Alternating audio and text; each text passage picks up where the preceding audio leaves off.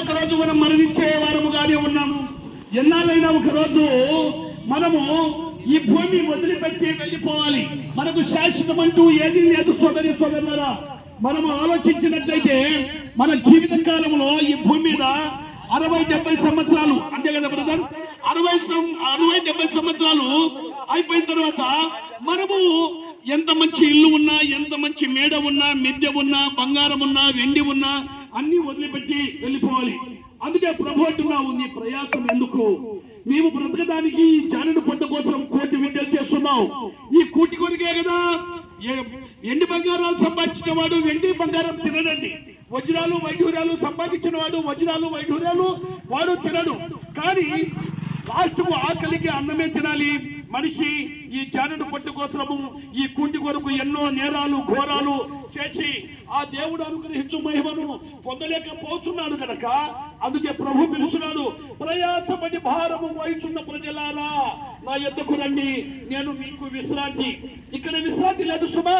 చూడు, తెల్లారితే మన సోదరి మనం చూడండి, మరి ఆ కొలాయి దగ్గర బట్టలు ఉతకాలి, ఆ తర్వాత మరి అంట్లు తోమాలి, మరి వండాలి, మరి తినాలి, మరి కడగాలి, మరి తొడుక్కోవాలి, మరి కడుక్కోవాలి. ఇంతేనండి ఈ జీవిత కాలము. ఏమంటావు సోదరా? అంతే కదా.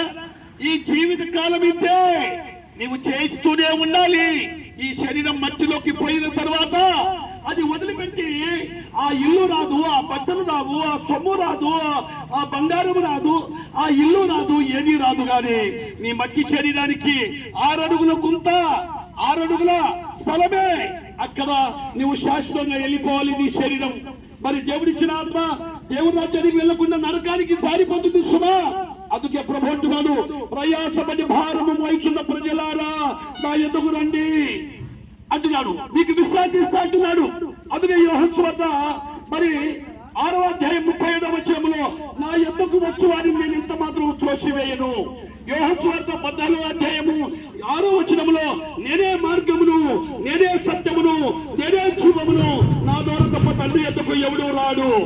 ప్రియులారా, ఒక మాట అండి, ఇంత చెప్పినా లాస్ట్ యేసుక్రీస్తు ప్రభు మృతులలో నుండి లేచాడని, యేసుక్రీస్తు ప్రభు శిలువ మరణం పొందాడని, యేసుక్రీస్తు ప్రభు సమాజంలో నుండి 3వ దినమున సజీవుడుగా లేచాడని రోమీయులకు రాసిన పత్రిక 10వ అధ్యాయం 9వ వచనములో యేసు ప్రభువుని నీ నోటితో ఒప్పుకొని దేవుడు ఆయనను మృతుల నుండి లేపినని నీ హృదయం ముందు విశ్వసించినట్లా నీవు రక్షింపబడతావు, నీవు రక్షించబడతావు.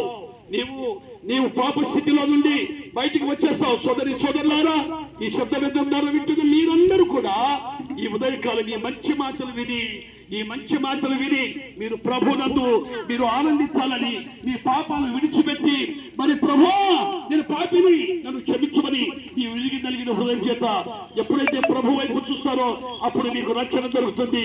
అప్పుడు మీరు మీ ఇంటి వారు రక్షణ పొందుతారు. ఈ చక్కటి మాటలు విని ఇప్పుడైనా పాప స్థితిలో నుండి తొలగిపోయి మంచి స్థితిలో వచ్చి, అయ్యో ఈ నాలుగు నేను ఇన్ని తప్పితాలు చేశానా, ఇంత ఘోరమైన పనులు చేశానా, ఇంత నరకముందని చెప్తున్నారు సోదరులు, అగ్నిగుండం ఉందని చెప్తున్నారు సోదరులు. మరి మేము కాదండి చెప్పేది, పరిశుద్ధ గ్రంథం బైబిల్లో ఉన్న యేసుక్రీస్తు ప్రభు చెప్తున్నాడు, మీ పాపాలు విడిచిపెట్టుకొని మీ అతిక్రమాలు ఒప్పుకుంటే మీకు నిత్య జీవం ఉంది, ఆ పరలోక రాజ్యం ఉందని చెప్తున్నాడు. యేసుక్రీస్తు ప్రభు మార్గమై ఉన్నాడు, యేసుక్రీస్తు ప్రభు సత్యమై ఉన్నాడు, యేసుక్రీస్తు ప్రభు నిత్య జీవమై ఉన్నాడు. ఆ నిత్య జీవమైన యేసుక్రీస్తు నమ్మితే నీకు పరలోక రాజ్యం ఉంది. సోదరి సోదరులా, మరి సత్యమైన మార్గం విని యేసు ప్రభు చెప్తారా, ఎన్నాళ్ళు నీవు పాప స్థితిలో ఉంటావు, ఎన్నాళ్ళు తాగుడుకు బానిస ఉంటావు, ఎన్నాళ్ళు చీకటిలో ఉంటావు, ఎన్నాళ్ళు నువ్వు పాపపు స్థితిలో ఉంటావు.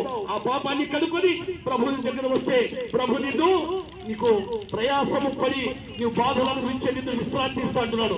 ఆ విశ్రాంతిలో చేరాలంటే ప్రభు పాదాలు పట్టుకో. ఇదే చక్కటి మార్గము, ఇదే అనుకూలమైన మార్గము, ఇదే రక్షణ మార్గము, ఇదే రక్షణ సువార్త. ఈ సువార్త విని మీరు మారుమనసు పొందాలని చెప్తూ ఈ మాటలు ముగిస్తున్నాం. మీ కొరకు మేము ప్రార్థన చేస్తామండి. దేవునికి స్తోత్రము కలుగును గాక.